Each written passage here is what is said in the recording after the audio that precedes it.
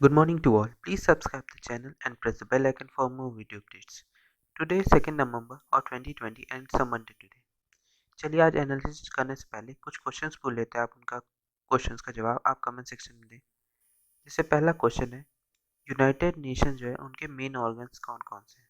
United nation के main organs कौन कौन से, वो आपको कमेंट सेक्शन में बताना है। दूसरा क्वेश्चन आता है, आर्टिकल 19 क्या डिफाइन करता है? आर्टिकल 19 क्या डिफाइन करता है, ये आपको कमेंट सेक्शन में बताना है। इन दोनों क्वेश्चंस का जवाब आप कमेंट सेक्शन में दें। साथ ही साथ आप हमारे टेलीग्राम चैनल को भी सब्सक्राइब कर सकते हैं, क्वेश्चन आर 247 इस लोगों के साथ, या तो आप डिस्क्रिप्शन पर लिंक दी हुई है वहाँ से भी सब्सक्राइब कर सकते हैं, जहाँ पर आपको सारे पीडीएफ नोट्स मिल जाएंगे। जो हम लोग पूरी एनालिसिस करते हैं वो सारे पीडीएफ नोट्स आपको वहाँ मिल जाएंगे। साथ ही साथ आप क्या कहते हैं आंसर राइटिंग भी यहाँ कर सकते हैं।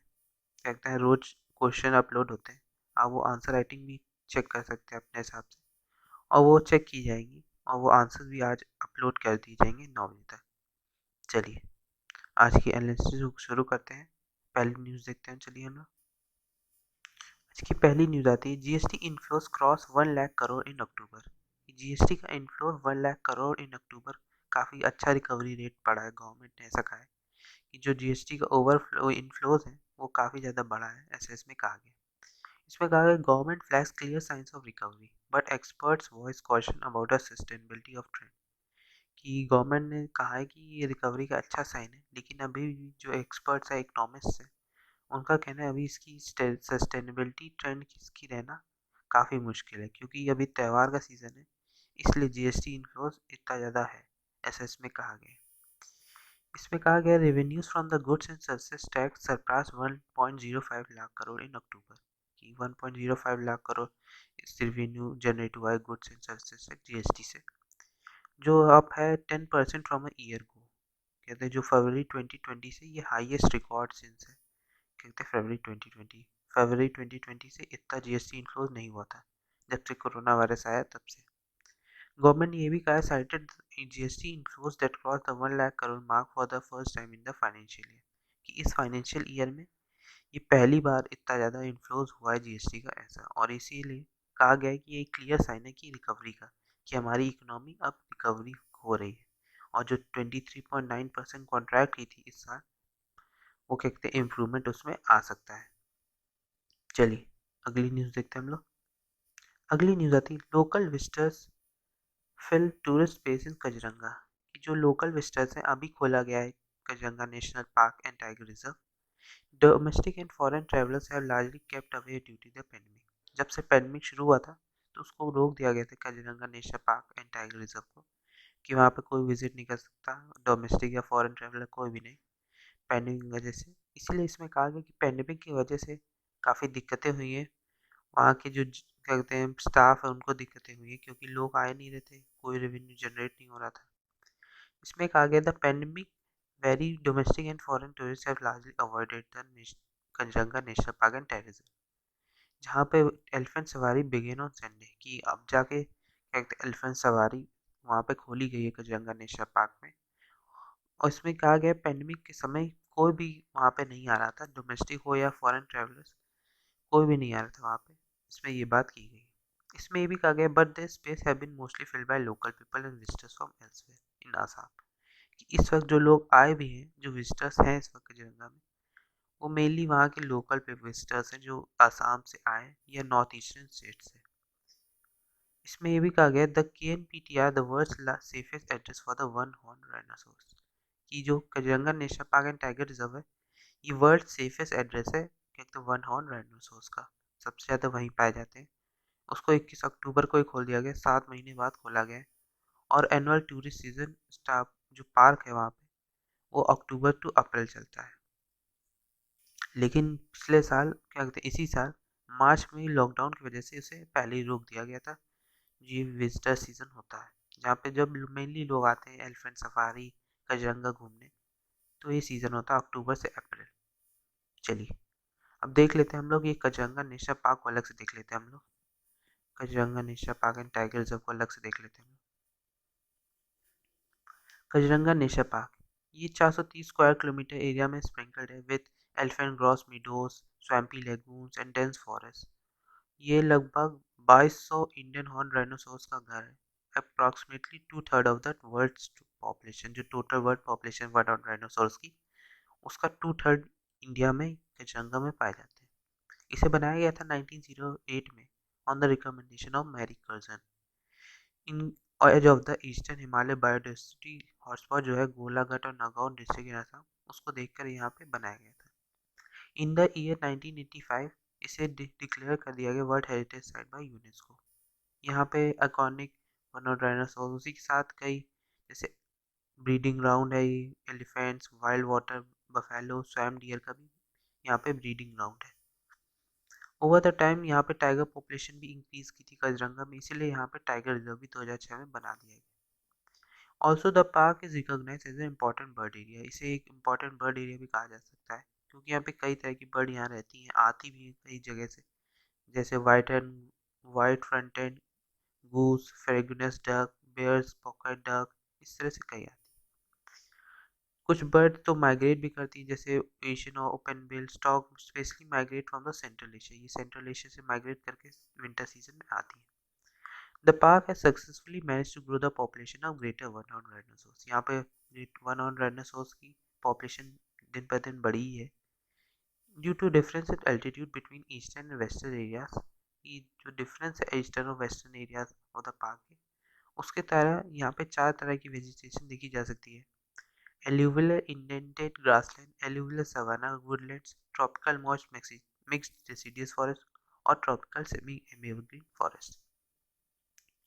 कुम्भी इंडियन गूसबेरी है, क्या कहते हैं, कॉटन ट्री है, एलिफेंट एप्पल मान लीजिए, फेमस ट्री है इस पार्क के।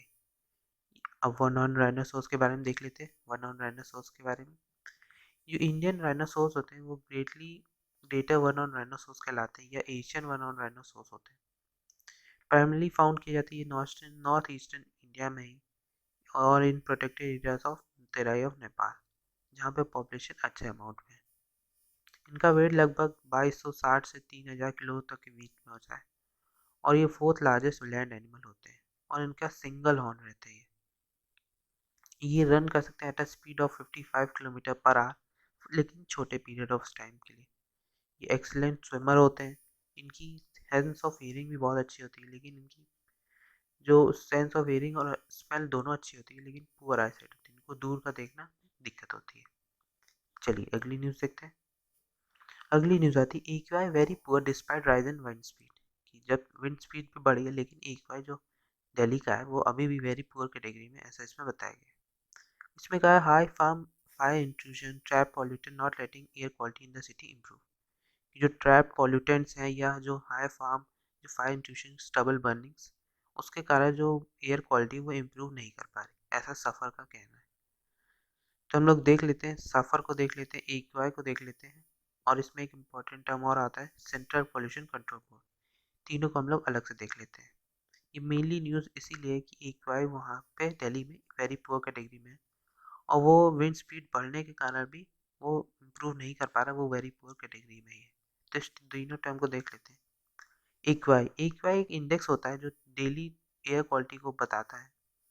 एक्वाई मेनली 8 पॉल्यूटेंट्स होते हैं उनको मेजर करता है। Ground level ozone, PM10, PM2.5, carbon monoxide, sulphur dioxide, nitrogen dioxide, ammonia, lead, इन सबको मेजर करता है, उसके हिसाब से अपना एक्वाई बनाता है। ग्राउंड लेवल ओजोन और जो एयरबॉर्न पार्टिकल्स है वो मेजर पॉल्यूटेंट्स हैं, जो मेजर थ्रेट है ह्यूमन हेल्थ का। चलिए अब देखते हैं सफ़र को। सफ़र क्या है? System of air quality and weather forecasting and research. ये एक नेशनल इनिशिएटिव है मिनिस्ट्री ऑफ अर्थ साइंसेज द्वारा, जिससे वो मेजर कर सके air quality of metropolitan cities का, जैसे दिल्ली का। इसे बनाया गया था Indian institute of tropical meteorology द्वारा पुणे, और इसे ऑपरेशनलाइज किया गया था इंडियन मेट्रोलॉजिकल डिपार्टमेंट द्वारा। इसमें एक joint true colour LED display होता है, जिसमें real time air quality index बताया जाता है 24/7 बेसिस पे। द अल्टीमेट ऑब्जेक्टिव इसका है कि अवेयरनेस फैलाना जनरल पब्लिक में कि एयर क्वालिटी आपकी सिटी में क्या है, उसके लिए क्या मिटिगेशन मेजर्स लिए जाए, या क्या सिस्टमेटिक एक्शंस बनाए जाए, उसको बताना। ये अवेयरनेस फैलाता है educating by educating the public. ये सफ़र एक इंटीग्रल पार्ट है India first air quality early warning system का, जो ऑपरेशनल है दिल्ली में। इसमें जो पॉल्यूटेंट्स मॉनिटर्ड होते हैं वो PM2.5, PM10, ozone, carbon monoxide, nitrogen oxide, sulphur dioxide, benzene, toluene, xylene, mercury इसमें होते हैं। वर्ल्ड मेट्रोलॉजिकल ऑर्गेनाइजेशन ने रिकॉग्नाइज किया SAFAR as a prototype activity on the basis of high quality control और standards maintain in its implementation. SAFAR system could benefit cost saving to serve other sector. ये SAFAR system कई other sector को helpful हो सकता है, जैसे agriculture हो गया, aviation, infrastructure, disaster management, tourism. Directly नहीं तो इनडायरेक्टली ये इन सेक्टर्स को भी हेल्प करता है by air quality and weather. Air quality के बारे में बता के, वेदर के सिस्टम के बारे में बता के, एग्रीकल्चर में तो हेल्प करेगा, एविएशन में भी जैसे शिप जो जाते हैं उनको हेल्प करता है, इंफ्रास्ट्रक्चर में, डिजास्टर मैनेजमेंट, टूरिज्म में, इन सब सेक्टर्स में हेल्प करता है। CPCB सेंट्रल पॉल्यूशन कंट्रोल एक स्टैट्यूटरी ऑर्गेनाइजेशन है जिसे बनाया गया था 9 सितंबर 1974 को under the water prevention and control of pollution act 1974। इसे इंटरेस्टेड किया गया था with the powers and function under air prevention and control of pollution act 1981। ये एक फील्ड फॉर्मेशन है और also provide technical services to the ministry of environment and forest. और इसके provisions of the environment protection act 1986।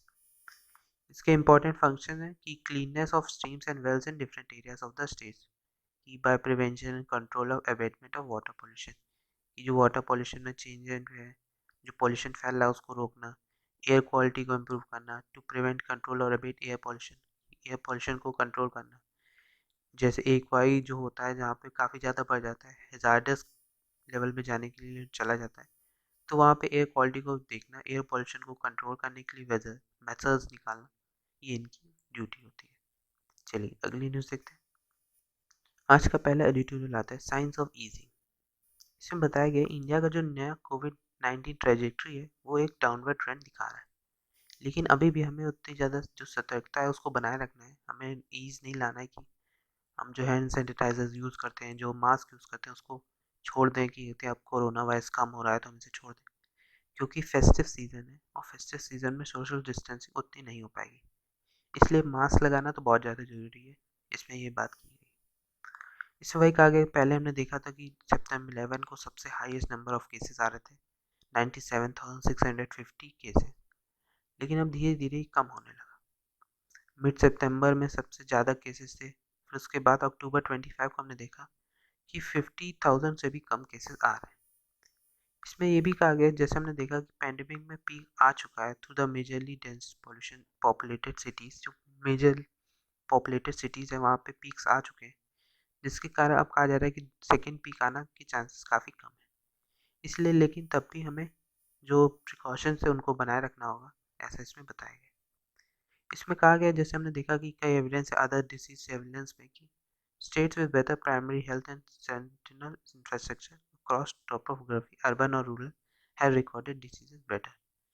ये जो states जहाँ पे अच्छी प्राइमरी हेल्थ सेक्टर्स हैं, जहाँ पे एक अच्छा इंफ्रास्ट्रक्चर है, जहाँ पे टेस्टिंग हो सकती है, वहाँ पे केसेस अच्छे देखे गए हैं कि वहाँ पे रिकॉर्डिंग ज़्यादा हुई है, टेस्टिंग ज़्यादा हुई है, इससे वहाँ केसेस ज़्यादा देखे गए। इसमें ये भी कहा गया कि हमने देखा है कि सारी एक्टिविटीज़ खोल दी गई हैं, सारे रेस्ट्रिक्शन जो थे स्कूलिंग में, कमर्शियल एक्टिविटीज़, सब मॉल्स, सिनेमा हॉल्स, हर जगह की रिस्ट्रिक्शंस को रोक खोल दिया गया है। सबको अलाउड हुआ है, लेकिन कुछ गाइडलाइंस के हिसाब से। लेकिन इसलिए कहा गया है कि केसेस बढ़ सकते हैं, इसलिए हमें पूरे प्रिकॉशंस के साथ वर्क करना होगा। एट लास्ट इसमें कहा गया citizen must not gate complaint about the drop in cases, की जो लोग हैं उनको पूरे ऐसे आसानी ईज में नहीं लेना होगा कि केसेस ड्रॉप हो रहे हैं तो हम उसे नॉर्मल लें और क्या कहते हैं मास्क वेयरिंग, सोशल डिस्टेंसिंग और हैंड हाइजीन को ख़त्म कर दें, इन नॉर्म्स जो है उनको ख़त्म कर दें। ऐसा नहीं करना होगा, हमें इन्हें बनाए रखना होगा। तभी जब तक वैक्सीन नहीं आ जाती तब तक हमें जो ये हमारी एक्टिविटीज़ है इनको बनाए रखना होगा। चलिए अगली न्यूज़ देखते हैं। अगली न्यूज़ आती है a secure future of for platform workers, कि देयर एक strong case to attribute a more robust responsibility to platform companies and the state. ये पूरे प्लेटफॉर्म वर्कर्स के बारे में बताया गया कि प्लेटफॉर्म वर्कर्स होते क्या हैं, क्या वर्क होता है उनका। जो कोड है ऑन सोशल सिक्योरिटी बिल 2020 वो डिफाइन करता है इंडियन लॉ डिफाइन करता है प्लेटफॉर्म वर्कर्स को। प्लेटफॉर्म वर्कर्स मतलब जैसे कोई वर्क है, एक platform workers mean the work management outside of a traditional. जो एम्प्लॉय और एम्प्लॉय के बीच में रिलेशन होता था, एम्प्लॉय और एम्प्लॉयर के बीच में रिलेशनशिप होता था, उसके बीच में ये प्लेटफॉर्म वर्कर्स आते हैं। जैसे कोई वर्क कराना है एम्प्लॉय को एम्प्लॉयर से, तो एम्प्लॉय क्या कहते हैं, वो वर्क करा सकता है प्लेटफॉर्म वर्कर से और फिर उसे सबमिट कर सकता है एम्प्लॉयर तक। तो ये प्लेटफॉर्म वर्कर्स ये वर्क करते हैं जिसमें ये बात की गई है। तो एक ज़रूरी है कि इसमें कहा गया है कैटेगराइज क्लैरिफिकेशन की ज़रूरत है कि क्या होते हैं प्लेटफॉर्म वर्कर्स, क्या उनकी फ्लेक्सिबिलिटी है, क्या सेंस ऑफ ओनरशिप है उनकी, उसके बारे में बात करनी बहुत ज़रूरी है। तो पूरे एडिटोरियल में यही बात की गई है। इसमें ये भी कहा गया है कि platform workers promises work flexibility की। वो प्लेटफॉर्म वर्कर्स जो होते हैं वो पूरी तरह से वर्कर्स फ्लेक्सिबिलिटी के बारे में बात करते हैं। Ownership over delivery of work, जैसे हमने देखा फ्लूड डिलीवरी सिस्टम हो गया, जैसे जोमेटो हो गया, ये पूरी तरह से प्लेटफॉर्म वर्कर्स है। राइड शेयरिंग हो गया, राइड शेयरिंग हो गया क्या कहते हैं, इस तरह की जो होती हैं, जैसे कोई भी हो गया, आप समझ लीजिए उबेर हो गया, राइड शेयरिंग एक्टिविटीज़ या फूड डिलीवरी, सब क्या कहते हैं प्लेटफॉर्म वर्कर्स में ही आते हैं। जोमेटो, स्विगी, ये सब प्लेटफॉर्म वर्कर्स हैं, प्लेटफॉर्म कंपनीज हैं। The role of platform worker जो होता है वो पेंडेमिक में पूरी तरह से देखा गया है, काफ़ी तरह से रोबस्ट हुआ है। Responsibility to platform aggregators companies and the state.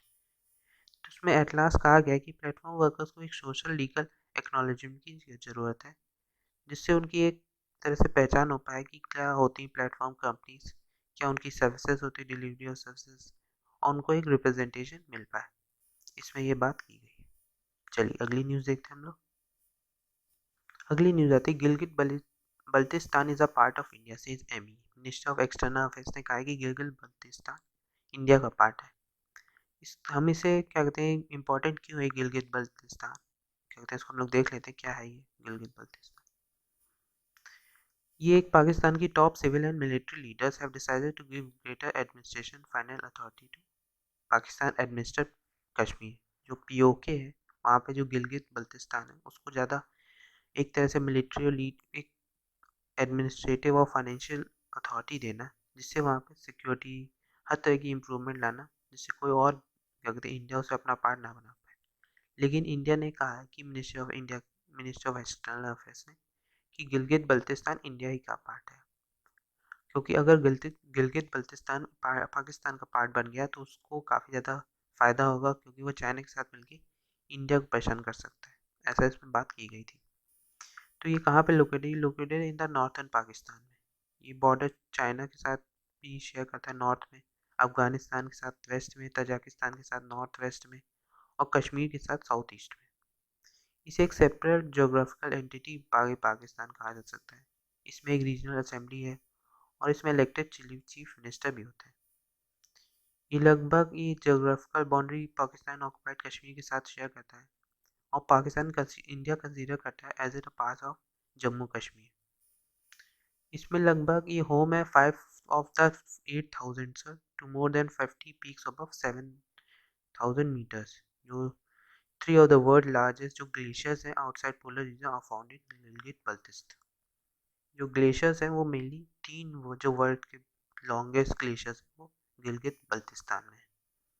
चलिए अगली न्यूज़ देखते हैं हम लोग।